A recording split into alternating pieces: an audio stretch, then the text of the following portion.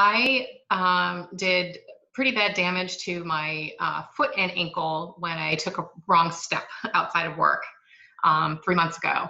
And initially they thought it was nothing. And then it turns out that I did more damage than I originally thought, and I needed surgery on both my ankle and a screw put in my foot on my fracture.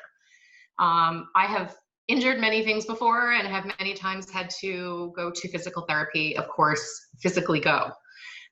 So this was, of course, at the beginning of COVID. I really did not know what to expect. I was very concerned, of course, because you want to make sure that you're getting the best treatment possible. When you go physically to PT, you are in a room filled with other patients. There are a lot of distractions. Yes, you are physically with your physical therapist, but they often sit and watch you do 50 reps of something. It can take an hour or more. You have to get there to and fro. And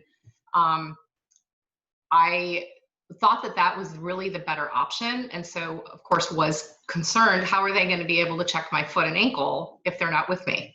How are they going to know if I'm doing okay if they're not with me?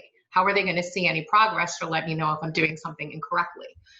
Of course, I was lucky enough to get Cindy, who changed my mind about this entire process. The joy of having someone virtually is that it truly is one-on-one. You get that immediate response. You get that immediate connection with someone. You're in your home. You're not somewhere else. So you are automatically more comfortable.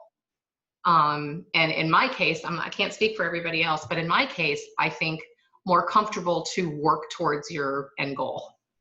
And you don't feel like a number because you do have that personal contact with one-on-one. It's really something unique. I had a knee replacement 2 years ago, and I had in-home care for that. I did not go to rehab. And I have to tell you, I would do that all over again for the same reason. You're in the comfort of your own home.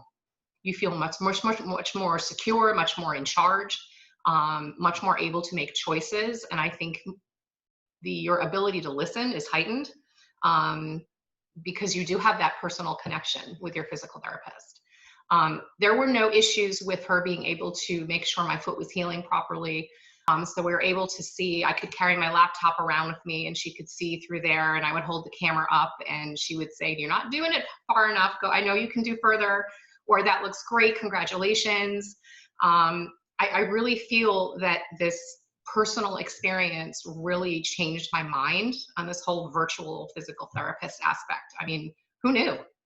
But during COVID, I had no choice.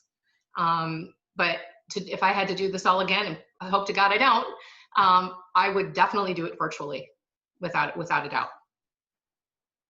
I had all my ligaments and tendons reattached on both sides of my ankle, and I had a screw put in my fifth metatarsal.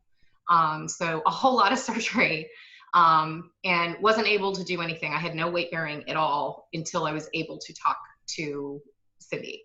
So she was able to, despite the fact that we were in separate locations, able to walk me through my progress each and every time.